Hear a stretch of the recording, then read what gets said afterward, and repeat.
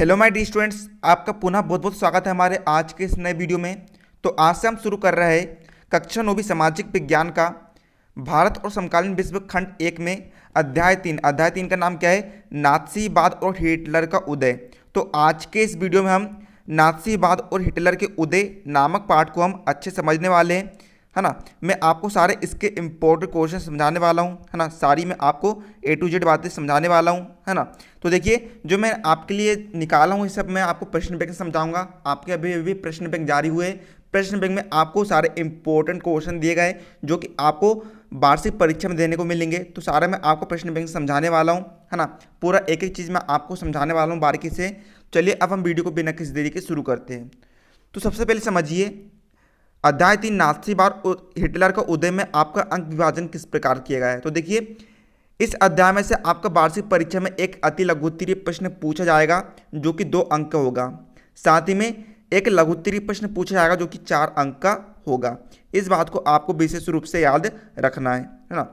चलिए अब हम समझ लेते हैं। तो देखिए, सबसे पहले हम देखते हैं 2 अंक वाले प्रश्न। मैं आपको 2 अंक वाले और 4 अंक वाले दोनों प्रकार के प्रश्नों में आज के इस वीडियो में सॉल्व करा दूंगा। तो इसके लिए आपको वीडियो को अंत तक देखना है। तो देखिए, सबसे पहले हम 2 अंक वाले प्रश्नों को समझते हैं। तो देखिए, पहला प्रश्न है, मित्र राष्ट्रों में शामिल देशों के नाम लिखिए, है ना। मित्र राष्ट्रों में शामिल देशों के नाम लिखिए। तो इसका आंसर क्या आएगा? फ्रांस, ब्रिटेन, सोवियत संघ एवं अमेरिका।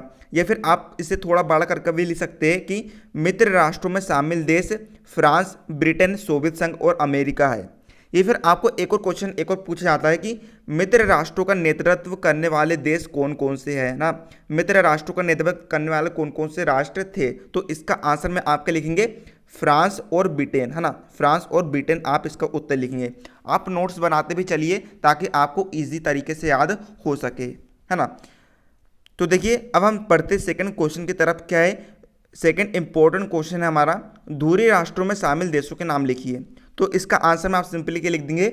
जर्मनी, इटली और जापान। यह आपको याद रखना है ना। उम्मीद है आप सभी को समझ में आ रहा होगा। चलिए अब हम बढ़ते हैं इसके तीसरे इंपॉर्टेंट क्वेश्चन की तरफ। क्या है? तत्कालीन समय में सूदखोर शब्द का प्रयोग किसके लिए किया जाता था, है ना। तो आपको बताना कि सूदखोर शब्द का प्रयोग हम किसके लिए करते थे प्राचीन समय में। तो देखिए, जो महाजन होते थे जो कि किसी व्यक्ति को लोन देते थे, है ना, लोन देते थे, है ना, लोन देते थे, तो वे उनसे बहुत भारी भारी कर वसूल करते थे, भारी भारी ब्याज वसूल करते थे, है ना। लगभग वे 30% ब्याज वसूल करते थे। मान के चलिए किसी महाजन ने किसी व्यक्ति को 30,000 रुपये दिया है ना। 6 महीने के लिए 30,000 रुपये दिया, तो 30,000 पर वे 30% का कर लगाते देता था। तो काफ़ी बड़ा ब्याज होता था ये, जिनसे आम व्यक्ति को बहुत ज़्यादा परेशानी झेलनी पड़ती थी, है ना। तो जो सूदखोर है उसका प्रयोग महाजन के लिए किया जाता था, क्योंकि महाजन जो होते थे बहुत ज़्यादा ब्याज वसूल करते थे। तो उम्मीद है आप सभी को अच्छे समझ में आ गया होगा। चलिए अब हम बढ़ते हैं नेक्स्ट लास्ट इंपॉर्टेंट क्वेश्चन की तरफ, जो कि 2 अंक का पूछा जाएगा। क्या है? नाजीवादी विचारधारा क्या थी, समझाइए, है ना। तो आपको बताना कि नाजीवादी विचारधारा क्या थी। तो इसका आंसर हम देखते हैं। नाजीवाद यह जर्मन तानाशाह एडोल्फ हिटलर की विचारधारा थी, है ना। नाजीवादी विचारधारा एडोल्फ हिटलर की विचारधारा थी। तानाशाह को हम राजा भी कह सकते हैं, है ना। फिर आगे देखिए क्या होता है। कट्टर जर्मन राष्ट्रवाद, देश प्रेम, विदेशी विरोधी आर्य जर्मन और जर्मन हित इस विचारधारा के मूल अंग थे। नाजीवादी विचारधारा मार्क्सवाद, लोकतंत्र, औद्योगिकरण का पूरी तरह विरोध करती थी, है ना। जो नाजीवादी विचारधारा होती थी ना, वे लोकतंत्र का विरोध करती थी और औद्योगिकरण का भी विरोध करती थी। औद्योगिकरण अर्थात उद्योग हो गए, है ना, जिसमें खुद का बिजनेस चल रहा है ना। और लोकतंत्र किसे कहते हैं दोस्तों? लोकतंत्र यानी जनता का तंत्र अर्थात जनता का शासन। यदि किसी राज्य में जनता का शासन हो तो हम उसे क्या कहेंगे? लोकतंत्र। अर्थात वहाँ पर जनता का शासन होता है, वहाँ पर जनता की इच्छा पूरी की जाती है। तो जो नाजीवाद विचारधारा थी वे जनता की इच्छा और औद्योगिकरण का विरोध करती थी, है ना। वे खुद तानाशाही में विश्वास करती थी, अर्थात वे खुद को एकदम राजा टाइप में मानती थी और वे ये चाहती थी कि जो सारे लोग हैं, जो सारा राज्य है, वे हमारे अधीन चले, उन पर हमारा अधिकार हो। तो इस प्रकार से नाजीवादी विचारधारा इस प्रकार से थी। है ना। एडोल्फ हिटलर की विचारधारा थी नाजीवादी विचारधारा। तो चलिए अब हम बढ़ते हैं दीर्घ उत्तरीय प्रश्नों की तरफ, जो कि 4 अंक के होते हैं, है ना। इनके उत्तर आपको लगभग 120 से 150 शब्दों के बीच में लिखना होता है। तो देखिए इसका हम पहला इंपॉर्टेंट क्वेश्चन देखते हैं। न्यूरेमबर्ग नागरिकता का अधिकार सितंबर 1935 क्या था, समझाइए। तो देखिए इसका आंसर में हम लिखते हैं न्यूरेमबर्ग नागरिकता का अधिकार सितंबर 1935 के अनुसार। यह कहाँ का अधिकार था, यह जर्मन का अधिकार था। इस बात को आपको याद रखना है। तो देखिए पहला नियम क्या था इसका, जर्मन या उससे संबंधित रक्त वाले व्यक्ति ही जर्मन नागरिक होंगे, है ना। जो जर्मन में पैदा होगा, जो जर्मन का ही हिस्सा होगा, वही जर्मन के नागरिक होंगे। ये न्यूरेमबर्ग नागरिकता का अधिकार के अनुसार था। और उन्हें जर्मन साम्राज्य का संरक्षण मिलेगा। इस प्रकार से ये पहला नियम था। दूसरा, यहूदियों और जर्मनों के बीच विवाह पर पाबंदी, है ना। यहूदी एक धर्म था और जर्मन भी एक समुदाय था, दोनों समुदाय थे। तो जो न्यूरेमबर्ग नागरिकता का अधिकार था उसने यहूदियों और जर्मन के बीच शादी पर पाबंदी या फिर बैन लगा दिया। तीसरा, यहूदी और जर्मन के बीच विवाहता संबंधों को अपराध घोषित कर दिया गया, है ना। यदि कोई भी अयहूदी समुदाय का व्यक्ति जर्मन समुदाय के व्यक्ति से विवाह करता है तो उसे अपराध घोषित कर दिया गया है और उसे फांसी दे दी जाती थी या फिर कोई भी सजा दे दी जाती थी, है ना। देखिए चौथा क्या है, यहूदी समुदाय द्वारा राष्ट्रीय ध्वज फहराने पर पाबंदी लगा दी गई, है ना। इसे भी अपराध घोषित कर दिया गया। उनका जो राष्ट्रीय ध्वज था उसे फहराने पर उसने बैन लगा दिया। इस प्रकार से हमारा पहला क्वेश्चन का आंसर है। उम्मीद है आप सभी को समझ में आ रहा होगा, आप नोट्स बनाते भी चलिए। सेकेंड क्वेश्चन हम देखते हैं, नाज़ी जर्मनी में महिलाओं विशेषकर माताओं की स्थिति पर प्रकाश डालिए, है ना। आपको जर्मन में जो वहाँ की महिला होती थी, विशेषकर जो माताएं होती थी, जो माँ होती थी, उनकी स्थिति के बारे में आपको बताना है। तो देखिए अब सबसे पहले हम समझते हैं नाज़ी क्या होते हैं, है ना। नाज़ी हिटलर की पार्टी कौन सी थी, नाज़ीवाल थी, है ना। हिटलर की पार्टी नाज़ीवाल थी। तो नाज़ी ही हिटलर की पार्टी का पहला शब्द था और इस पार्टी के लोगों को क्या कहते थे, नाज़ी कहते थे। इस बात को आपको याद रखना है। हिटलर की पार्टी में जो भी सदस्य होते थे, जो भी लोग होते थे, उनको नाज़ी कहा जाता था, है ना।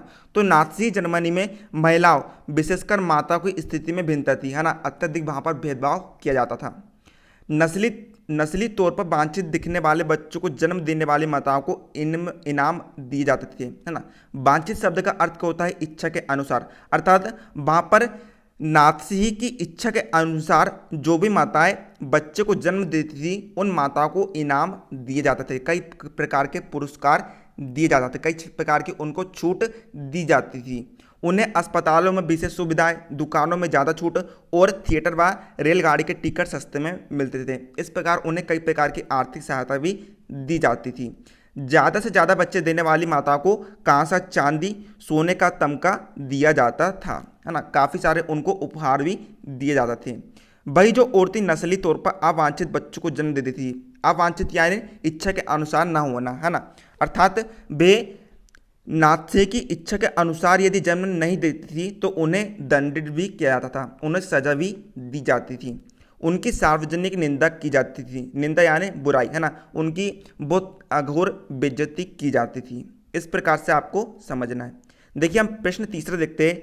कल्पना कीजिए कि आप नाज़ी जर्मनी की स्कूली बच्चे हैं, अर्थात स्कूल में पढ़ने वाले बच्चे हैं। ऐसे में जर्मनी के इतिहास पर एक संक्षिप्त लेख लिखिए, है ना। आपको कल्पना करना है कि आप जर्मनी की एक स्कूल में पढ़ रहे हैं, तो वहाँ पर आपको बताना है कि जर्मनी की इतिहास पर क्या क्या हुआ था, जर्मनी की इतिहास कैसा था। तो देखिए नाज़ी जर्मनी के स्कूल बच्चे की नज़र से हमें 3 वर्ष की आयु में ही देशभक्ति दिखाने का एक छोटा झंडा थमा दिया जाता था, है ना।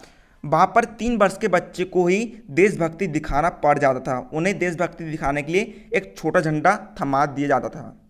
6 से 10 वर्ष की आयु तक नाज़ी विचारधारा का शुरुआती प्रशिक्षण दिया जाता था, है ना।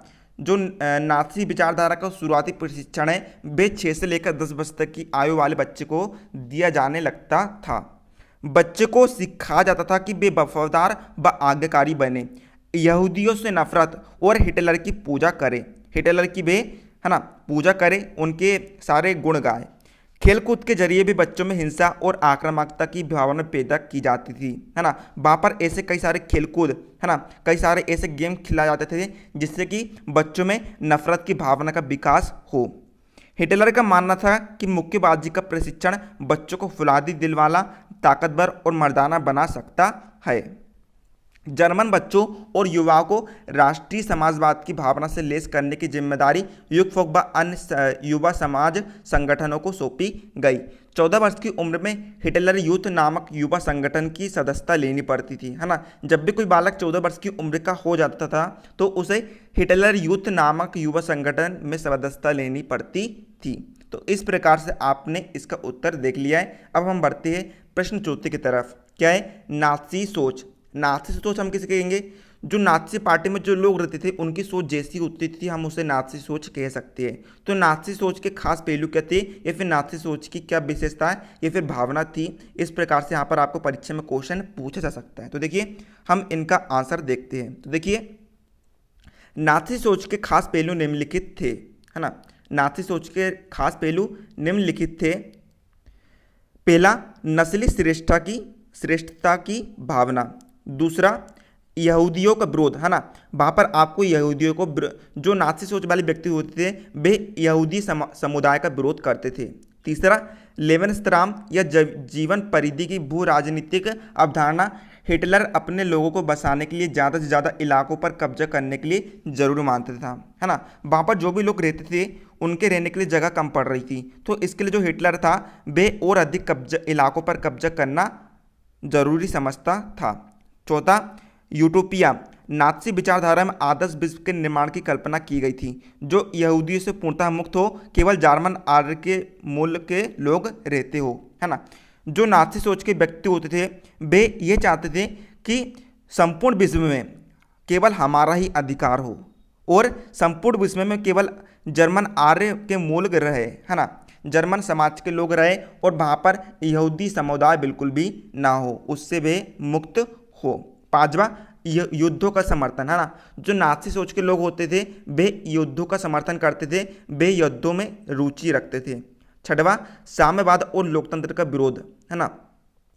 लोकतंत्र को विरोध करते थे, अर्थात जहाँ पर भी जनता का शासन होता था, जहाँ पर भी जनता का तंत्र होता था वे उसका विरोध करते थे। वे चाहते थे कि राज्य में केवल नाज़ी लोग का शासन हो, जो संपूर्ण जनता है वे नाज़ी सोच के अनुसार चले। अब देखिए पांचवा क्या है? वाइमर गणराज्य के सामने क्या समस्या थी, है ना। तो सबसे पहले समझिए वाइमर गणराज्य क्या है।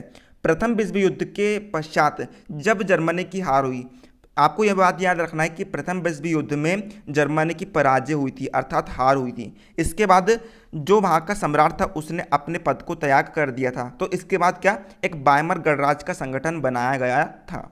तो देखिए इसके अनुसार देखिए क्या क्या विशेषताएं थी, उनके सामने क्या क्या समस्याएं आ रही थी। वाइमर गणराज्य संगठन बनने के बाद उनको कुछ निम्नलिखित समस्या को सामना करना पड़ रहा था। देखिए पहली समस्या क्या थी? प्रथम विश्व युद्ध के उपरांत जर्मनी पर थोपी गई वर्साय की कठोर एवं अपमानजनक संधि के लिए अधिकांश जर्मनवासी वाइमर गणराज्य को ही जिम्मेदार मानते थे। देखिए वर्साय की संधि क्या है? जब प्रथम विश्व युद्ध में जब जर्मनी की पराजय हुई तो उसके बाद, है ना, तो उसके बाद जर्मनी को वर्साय की संधि को स्वीकार करना पड़ा, जिसके अंतर्गत जर्मनी को कई सारे इलाकों पर कब्जा को छोड़ना पड़ा और उसे कई सारे इलाकों पर कब्जा छोड़ना पड़ा और उसे दूसरे इलाकों में कब्जा करने पर भी पाबंदी लगा दी गई क्योंकि उसकी हार हुई थी, है ना। तो देखिए बस यही है कि जो वहाँ पर जनता रहती थी, जहाँ पर जो जर्मनवासी रहते थे वे वाइमर गणराज्य को जिम्मेदार मानते थे। क्यों जिम्मेदार मानते थे? क्योंकि उनको लगता था कि जो वर्साय की संधि है वे वाइमर गणराज्य के कारण ही हुई है। देखिए दूसरा, रूसी क्रांति की सफलता से जर्मनी के कुछ भागों में साम्यवादी प्रभाव तेजी से बढ़ा। तीसरा, युद्ध अपराधी के रूप में जर्मनी पर 6 अरब पाउंड का जुर्माना लगाया गया, जिसे चुकाने में वाइमर गणराज्य असमर्थ था, है ना। जो जर्मनी था उसने ही युद्ध को बढ़ावा दिया।